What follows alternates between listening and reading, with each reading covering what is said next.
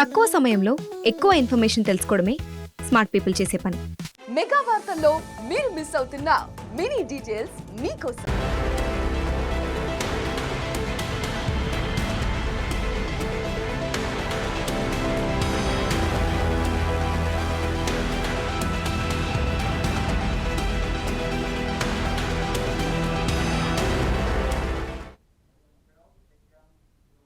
నమస్తే, welcome to 4 sides TV exclusive drive. నేను మీ సంపత్ కుమార్. గత కొన్నేళ్లుగా అటు కేంద్రంలో ఇటు చాలా రాష్ట్రాల్లో బీజేపీ వేవ్ కొనసాగుతోంది. ముచ్చటగా మూడోసారి కేంద్రంలో ఎన్డీఏ అధికారంలో కొనసాగుతోంది. బీజేపీ తూకుడికి బ్రేక్ వేయాలని కాంగ్రెస్ అన్ని రకాలుగా ప్రయత్నించింది. ఈ క్రమంలోనే విపక్ష పార్టీలన్నీ కలిసి ఒక్క తాటిపైకి వచ్చాయి. 2024 పార్లమెంట్ ఎన్నికలకు ముందు ఇండియా కూటమి ఏర్పడింది. దీంట్లో కాంగ్రెస్కు తోడుగా దాదాపు బీజేపీ వ్యతిరేక పార్టీలన్నీ కలిశాయి. కానీ ఇది ఎక్కువ కాలం కొనసాగేలా కనిపించడం లేదు. కొన్ని పార్టీలు మధ్యలోనే బయటికి వెళ్ళిపోయాయి. కొన్ని పార్టీలే అందులో ఉన్న ఇండియా కూటమిలో ఇప్పటికీ లుకలుకలు కనబడుతున్నాయి. ఒకదానిపై ఒకటి కత్తులు దూసుకుంటున్నారు. ఇటీవల జరిగిన ఢిల్లీ అసెంబ్లీ ఎన్నికల్లో కూడా ఇది బయటపడింది.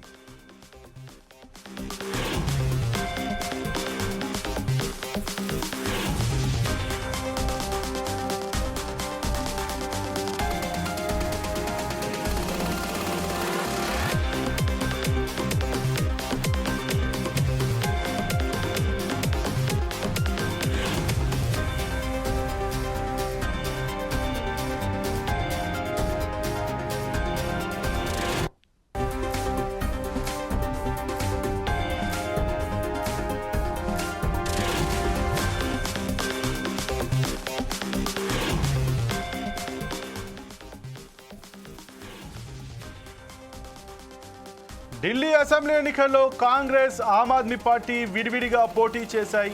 ఇదే ఢిల్లీ అసెంబ్లీపై బీజేపీ జెండా ఎగరేసేందుకు తొలి అడుగుగా మారింది. అధికారం కోల్పోవడంతో దేశంలో ఇండియా కూటమి ప్రభుత్వాలు 8కి పడిపోయాయి. కర్ణాటక, జమ్మూ కాశ్మీర్, తెలంగాణ, కేరళ, తమిళనాడు, హిమాచల్ ప్రదేశ్, జార్ఖండ్, పశ్చిమ బెంగాల్కే పరిమితమయ్యాయి.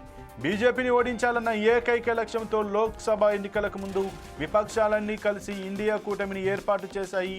ఇవి కేంద్రంలో బీజేపీ అధికారంలోకి రాకుండా అడ్డుకోలేకపోయినా సొంతంగా ప్రభుత్వాన్ని ఏర్పరిచే మెజార్టీ కాషాయ పార్టీకి రాకుండా నిరోధించగలిగాయి.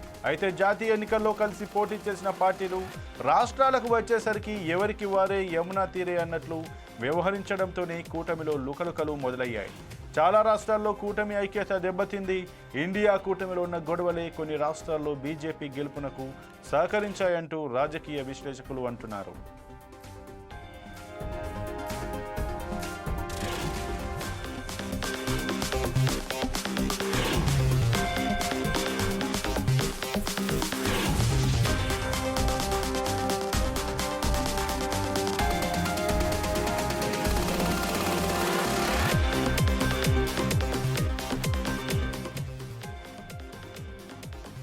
ఇండియా కూటమిలో అతిపెద్ద పార్టీ అయిన కాంగ్రెస్ ఢిల్లీ ఎన్నికల్లో ఆప్కు వ్యతిరేకంగా భారీగా ప్రచారం చేసింది. ఖర్గే, రాహుల్ గాంధీ, ప్రియాంక వాద్రా లాంటి సీనియర్ నేతలు ప్రచారంలో ఆప్పై, ఆ పార్టీ అధినేత కేజ్రీవాల్పై తీవ్ర స్థాయిలో విమర్శలు చేశారు. కూటమిలోని సమాజ్వాదీ, తృణమూల్ కాంగ్రెస్ పార్టీలు మాత్రం ఆప్కు అండగా నిలిచాయి.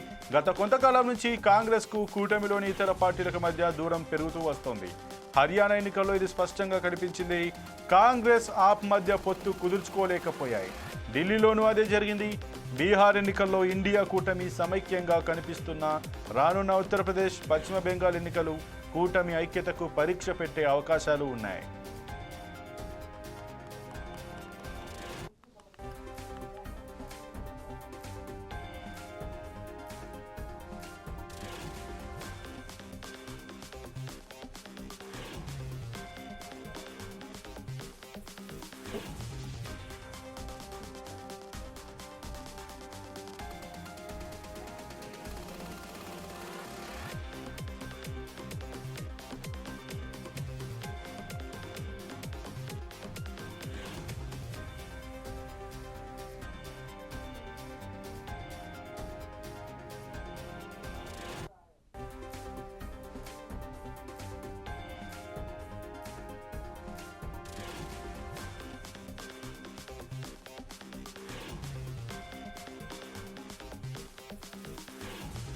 ఢిల్లీ ఫలితాలపై చాలా మంది విపక్ష నేతలు నిరాశ వ్యక్తం చేస్తున్నారు. ఢిల్లీ బీజేపీకి అధికారం దక్కడానికి కారణం ఇండియా కూటమిలో విభేదాలే కారణమని సిపిఎం సహా పలు పార్టీల నేతలు అంటున్నారు.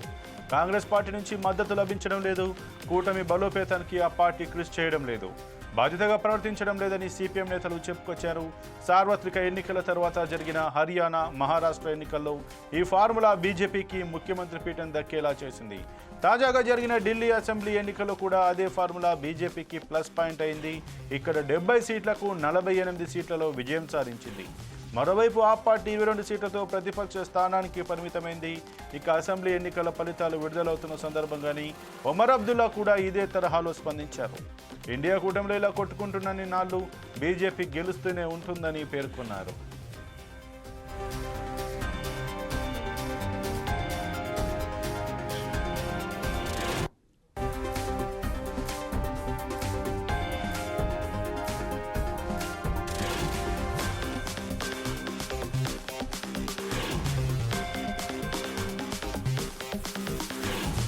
అంతేకాదు ఈసారి బీజేపీ నరేంద్ర మోడీ ఫేస్తో కాకుండా ఢిల్లీలో ఎక్కడికక్కడ స్థానిక పరిస్థితులను బేరేజు వేసుకుని రంగంలోకి దిగింది. ముఖ్యంగా మిడిల్ క్లాస్ ప్రజల్లో ఆమ్ ఆద్మీ పార్టీపై ఉన్న భ్రమలు తొలగించడంలో సక్సెస్ అయింది. ఇక కేజ్రీవాల్ గతంతో ఈ జన్మలో నన్ను ఓడించడం మోడీ తరం కాదు, ఆయన ఇంకో జన్మ ఎత్తాల్సిందే అని వ్యంగ్యంగా చేసిన వ్యాఖ్యలు సోషల్ మీడియాలో వైరల్ అయ్యాయి. అంతేకాక కేజ్రీవాల్ వంటి ముఖ్య నేతలే జైలుకు వెళ్లడం కూడా బీజేపీకి ప్లస్ పాయింట్ అయింది. ఆప్ నేతలు అక్రమాలకు పాల్పడ్డారంటూ బీజేపీ తీవ్ర ఆరోపణలు చేస్తూ ప్రజల్లోకి వెళ్ళింది. ఇలాంటి కారణాలే కాక కూటమిలో లుకలుకలు బీజేపీకి కలిసొచ్చాయి.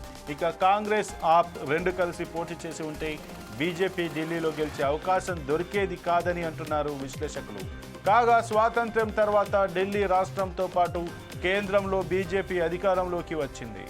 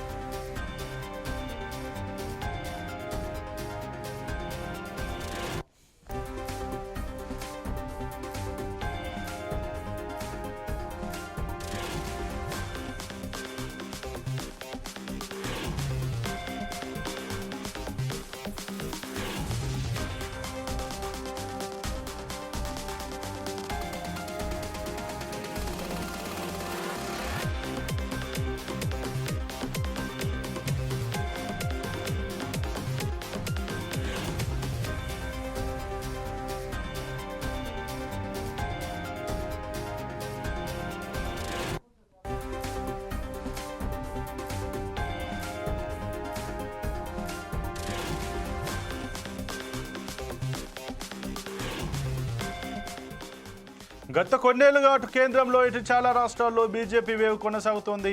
ముచ్చటగా మూడోసారి కేంద్రంలో ఎన్డీఏ అధికారంలో కొనసాగుతోంది. బీజేపీ దూకుడికి బ్రేక్ వేయాలని కాంగ్రెస్ అన్ని రకాలుగా ప్రయత్నించింది.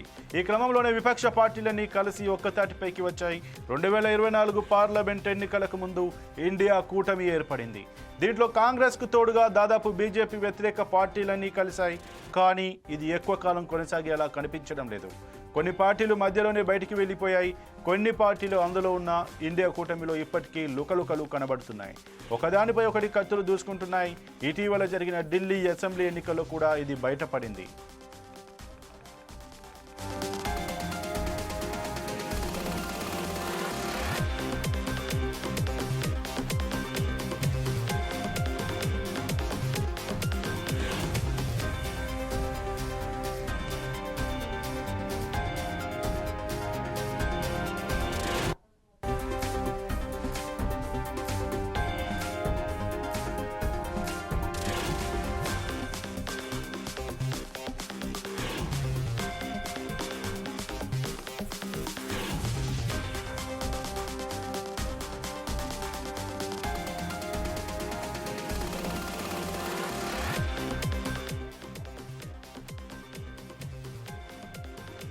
ఢిల్లీ అసెంబ్లీ ఎన్నికల్లో కాంగ్రెస్ ఆమ్ ఆద్మీ పార్టీ విడివిడిగా పోటీ చేశాయి. ఇదే ఢిల్లీ అసెంబ్లీపై బీజేపీ జెండా ఎగరేసేందుకు తొలి అడుగుగా మారింది.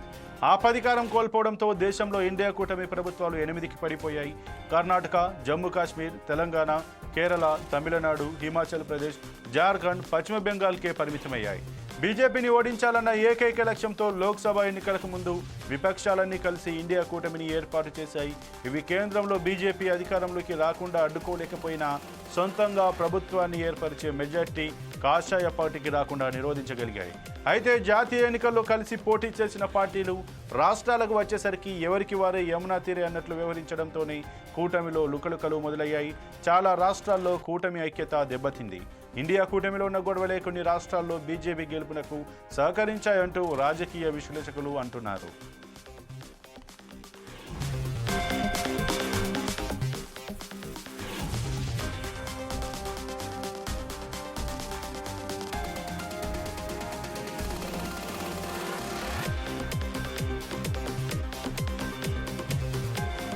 ఇండియా కూటమిలో అతి పెద్ద పార్టీ అయిన కాంగ్రెస్ ఢిల్లీ ఎన్నికల్లో ఆప్కు వ్యతిరేకంగా భారీగా ప్రచారం చేసింది. ఖర్గే, రాహుల్ గాంధీ, ప్రియాంక వాద్రా లాంటి సీనియర్ నేతలు ప్రచారంలో ఆప్పై, ఆ పార్టీ అధినేత కేజ్రీవాల్పై తీవ్ర స్థాయిలో విమర్శలు చేశారు. కూటమిలోని సమాజ్వాదీ, తృణమూల్ కాంగ్రెస్ పార్టీలు మాత్రం ఆప్కు అండగా నిలిచాయి. గత కొంతకాలం నుంచి కాంగ్రెస్కు కూటమిలోని ఇతర పార్టీలకు మధ్య దూరం పెరుగుతూ వస్తోంది. హర్యానా ఎన్నికల్లో ఇది స్పష్టంగా కనిపించింది. కాంగ్రెస్, ఆప్ మధ్య పొత్తు కుదుర్చుకోలేకపోయాయి. ఢిల్లీలోనూ అదే జరిగింది. బీహార్ ఎన్నికల్లో ఇండియా కూటమి సమైక్యంగా కనిపిస్తున్నా రానున్న ఉత్తరప్రదేశ్, పశ్చిమ బెంగాల్ ఎన్నికలు కూటమి ఐక్యతకు పరీక్ష పెట్టే అవకాశాలు ఉన్నాయి.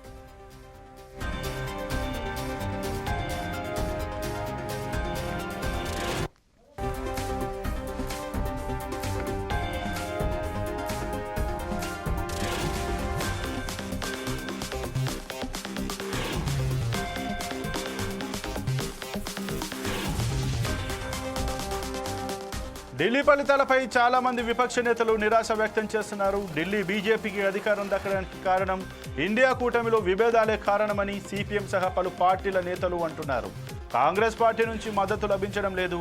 కూటమి బలోపేతానికి ఆ పార్టీ కృషి చేయడం లేదు. బాధ్యతగా ప్రవర్తించడం లేదని సిపిఎం నేతలు చెప్పుకొచ్చారు. సార్వత్రిక ఎన్నికల తర్వాత జరిగిన హర్యానా, మహారాష్ట్ర ఎన్నికల్లో ఈ ఫార్ములా బీజేపీకి ముఖ్యమంత్రి పీఠం దక్కేలా చేసింది. తాజాగా జరిగిన ఢిల్లీ అసెంబ్లీ ఎన్నికల్లో కూడా అదే ఫార్ములా బీజేపీకి ప్లస్ పాయింట్ అయింది. ఇక్కడ 70 సీట్లకు 48 సీట్లలో విజయం సాధించింది. మరోవైపు ఆప్ పార్టీ 22 సీట్లతో ప్రతిపక్ష స్థానానికి పరిమితమైంది. ఇక అసెంబ్లీ ఎన్నికల ఫలితాలు విడుదలవుతున్న సందర్భంగానే ఒమర్ అబ్దుల్లా కూడా ఇదే తరహాలో స్పందించారు. ఇండియా కూటమిలో ఇలా కొట్టుకుంటున్న నాళ్ళు బీజేపీ గెలుస్తూనే ఉంటుందని పేర్కొన్నారు. అంతేకాదు, ఈసారి బీజేపీ నరేంద్ర మోడీ ఫేస్తో కాకుండా ఢిల్లీలో ఎక్కడికక్కడ స్థానిక పరిస్థితులను బేరేజు వేసుకుని రంగంలోకి దిగింది. ముఖ్యంగా మిడిల్ క్లాస్ ప్రజల్లో ఆమ్ ఆద్మీ పార్టీపై ఉన్న భ్రమలు తొలగించడంలో సక్సెస్ అయింది. ఇక కేజ్రీవాల్ గతంలో ఈ జన్మలో నన్ను ఓడించడం మోడీ తరం కాదు, ఆయన ఇంకో జన్మ ఎత్తాల్సిందే అని వ్యంగ్యంగా చేసిన వ్యాఖ్యలు కూడా సోషల్ మీడియాలో వైరల్ అయ్యాయి. అంతేగాక కేజ్రీవాల్ వంటి ముఖ్య నేతలే జైలుకు వెళ్లడం కూడా బీజేపీకి ప్లస్ పాయింట్ అయింది. ఆప్ నేతలు అక్రమాలకు పాల్పడ్డారంటూ బీజేపీ తీవ్ర ఆరోపణలు చేస్తూ ప్రజల్లోకి వెళ్ళింది. ఇలాంటి కారణాలే కాక కూటమిలో లుకలుకలు బీజేపీకి కలిసి వచ్చాయి. ఇక కాంగ్రెస్, ఆప్ రెండు కలిసి పోటీ చేసి ఉంటే బీజేపీ ఢిల్లీలో గెలిచే అవకాశం దొరికేది కాదని అంటున్నారు విశ్లేషకులు. కాగా స్వాతంత్రం తర్వాత ఢిల్లీ రాష్ట్రంతో పాటు కేంద్రంలో బీజేపీ అధికారంలోకి వచ్చింది. ఇక ముఖ్యంగా ఇండియా కూటమిలో ఆప్ కలవడం వల్లనే ఈ ఓటమి కూడా ఒక రకంగా ఇండియా కూటమి వల్లనే అయిందని కూడా విశ్లేషకులు అయితే అభిప్రాయపడుతున్నటువంటి పరిస్థితి. ఇది వాళ్ళ 4 Sides టీవీ ఎక్స్క్లూజివ్ డ్రైవ్. మరో ఎక్స్క్లూజివ్ డ్రైవ్లో మళ్ళీ కలుద్దాం. చూస్తున్నానండి 4 Sides టీవీ.